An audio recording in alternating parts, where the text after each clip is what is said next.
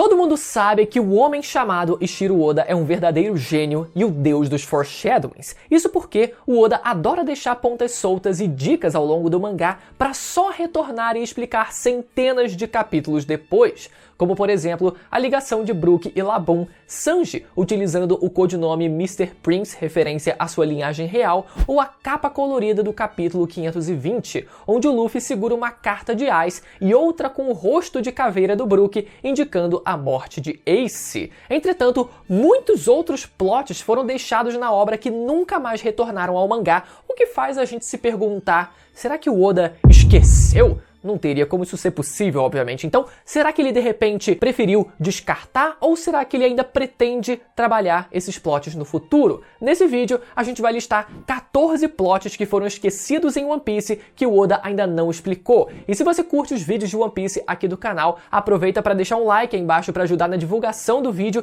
E você que é novo por aqui, eu te convido a fazer parte dessa tripulação, se inscrevendo aí embaixo e ativando o sininho para sempre ficar por dentro de tudo sobre o universo de One Piece, combinado? A Cidade Esmeralda. A Cidade Esmeralda é citada pela primeira e última vez no capítulo 224, quando Bellamy e seu bando riem de Luffy, Zoro e Nami por pedirem informações sobre como chegar em Skypiea. Imagina, toda vez que você pediu uma informação, um maluco ri da sua cara, qual foi, né? Durante a discussão, Bellamy diz que a era dos piratas sonhadores acabou e que Eldorado, a Cidade Esmeralda e o grande tesouro One Piece são apenas ilusões, tesouros imaginários e que idiotas morrem em busca deles. Já nos capítulos seguintes, descobrimos que Skypiea e Eldorado, hoje conhecida como Shandora, realmente existem, e em Marineford, Barba Branca confirma a existência do tesouro One Piece. Mas e a tal Cidade Esmeralda, também citada pelo Bellamy? Só tá faltando ela aparecer, né? Então, será que ela ainda vai ser importante no futuro?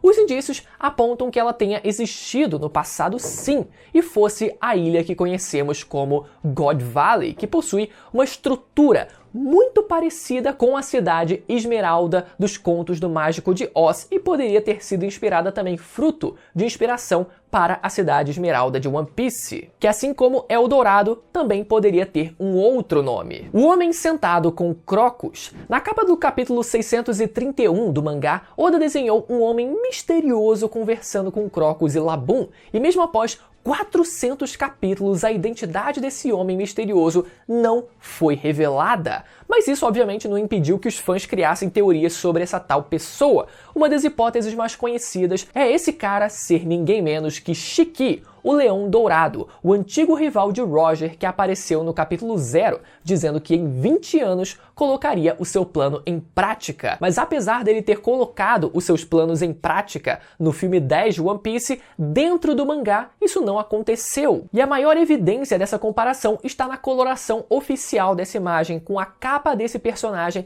tendo o mesmo esquema de cores do Leão Dourado e possuindo o mesmo cabelo dourado, apenas um pouco menor que o do Shiki. Pela imagem, pode ser que ele tenha se aposentado e esteja só relembrando os bons momentos, os bons tempos de pirataria ao lado de Crocus, mas já vimos, por exemplo, o Leão Dourado conversar com Barba Branca logo antes de iniciar o seu plano de 20 anos. Então, será que ele foi até o Crocus falar sobre a finalização do seu plano de 20 anos? É uma possibilidade, ao invés dele simplesmente só ter se aposentado. O retorno de Gin. No arco Baratie, fomos apresentados a Gin, um pirata que chega ao restaurante quase morto de fome e é chutado para fora por não ter dinheiro para pagar. No entanto, Sanji entrega a ele um prato de comida. No decorrer do arco, descobrimos que Gin faz parte do bando de Don Krieg, um terrível pirata que quer tomar o Baratie. Apesar de Gin lutar com Sanji, os dois acabam desenvolvendo uma amizade e no final do arco, Gin diz que eles devem se ver novamente na Grand Line. No entanto, o Oda ele nunca trouxe o Gin novamente para a história, nem sequer numa história de capa. E esse é um dos plots deixados pelo Oda que a comunidade está sempre resgatando para teorizar em cima dos novos personagens que surgem no mangá. O Pico High West. No capítulo 238, em Skypiea, Gunfall se surpreende com a rota utilizada pelos Chapéus de Palha para chegarem à Ilha do Céu. Isso porque Luffy e o seu bando utilizaram a Knock-Up Stream, uma corrente monstruosa onde todos sobrevivem ou todos morrem. Mas é dito que existem outras rotas menos perigosas, como a High West sendo a mais comum. Vimos que Skypiea tem uma grande importância também no núcleo da trama de One Piece e que outros piratas já foram até lá, como o próprio Bellamy, que subiu até a Ilha do Céu e desceu com um pilar de ouro roubado para dar de presente ao Doflamingo. Então será que o Bellamy, ao invés de simplesmente ter pulado lá de cima, assim como fez, o navio do Chapéu de Palha, ele não teria usado uma rota mais comum para carregar um trambolho tão grande quanto aquele? Quem sabe essa poderia ser justamente a rota High West. E outra, caso o Chapéu de Palha precisem voltar a Skypiea, será que eles não iriam usar a rota mais conhecida? E tal rota, será que não teria uma relação com a enorme árvore de Elbaf? A lenda de Davy Jones. Davy Jones é uma famosa lenda do folclore marítimo em One Piece. No mangá, ele foi citado no capítulo 306, lá no arco Davy Back Fight, onde Foxy oferece uma moeda a Davy Jones jogando-a no mar, e Chopper pergunta a Robin quem seria aquela figura. Robin explica que Davy Jones é um pirata de séculos atrás que foi amaldiçoado pelo diabo e que, segundo a lenda, vive até hoje no fundo do oceano, e tudo que afunda, Davy Jones toma para si. Mas apesar de ser um personagem importante em várias obras de piratas, em One Piece o Oda ele nunca chegou a trabalhar esse tal de Davy Jones.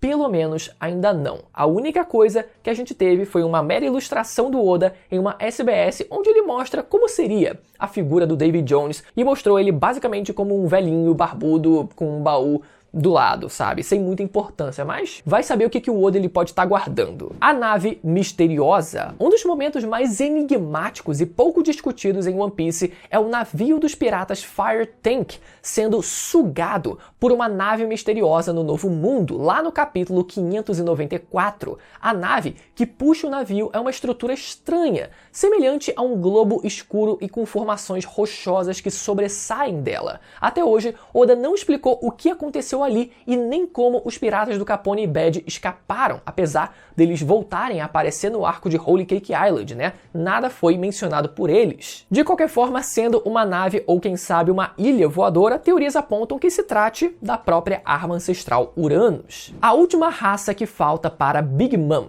Descobrimos no arco de Holy Cake que o sonho da Big Mom é criar uma nação onde todas as raças possam viver juntos como uma família. Mas no capítulo 951, em uma conversa com as 3 calamidades de Kaido, Big Mom convida King para entrar no seu bando, dizendo que das 3 raças que faltam em seu país, uma delas teria sido supostamente extinta, mas que isso não era verdade, pois King, um sobrevivente da raça lunariana, estava vivo exatamente na sua frente. Mas se uma das raças são os lunarianos e a outra são os gigantes, que a Big Mom não tem no seu país, qual seria a terceira raça? Quem sabe a própria Big Mom ainda não esteja viva e quem sabe retorne para contar isso pra gente, Poderia ser a raça dos Onis, a qual Kaido faz parte. O segredo de Crocodile. Durante o arco de Impel Down, no capítulo 540, foi revelado que Crocodile e Ivankov se conhecem e que Ivankov conhece uma fraqueza e que pode usar contra ele. No caso, um segredo que Crocodile não quer que seja revelado. Muitos fãs teorizam que pode ser algo relacionado ao poder do Ivankov, sugerindo que Crocodile já foi uma mulher um dia e que Ivankov o ajudou a realizar o desejo de se tornar um homem, ou quem sabe de se tornar uma mãe, já que, enfim, essa é a teoria dele ser a mãe do Luffy, deixa quieto. E isso é sustentado pelo rosto do Crocodile não ter sido mostrado durante a execução do Roger, diferente dos outros futuros Chichibukais que aparecem na mesma imagem. Será que agora, na reta final do mangá, onde Crocodile voltou a ter relevância na trama através da Cross Guild, o Oda ele vai finalmente explicar o seu segredo com Ivankov, que é o seu maior ponto fraco? A ambição de Tashigi. A primeira aparição de Tashigi acontece no arco de Logtown, no capítulo 94 do mangá. Durante o breve arco, descobrimos que a jovem marinheira ama espadas e se sente mal pelas melhores espadas, as chamadas Meito, estarem nas mãos dos caras maus, sejam piratas e caçadores de piratas, e que sua ambição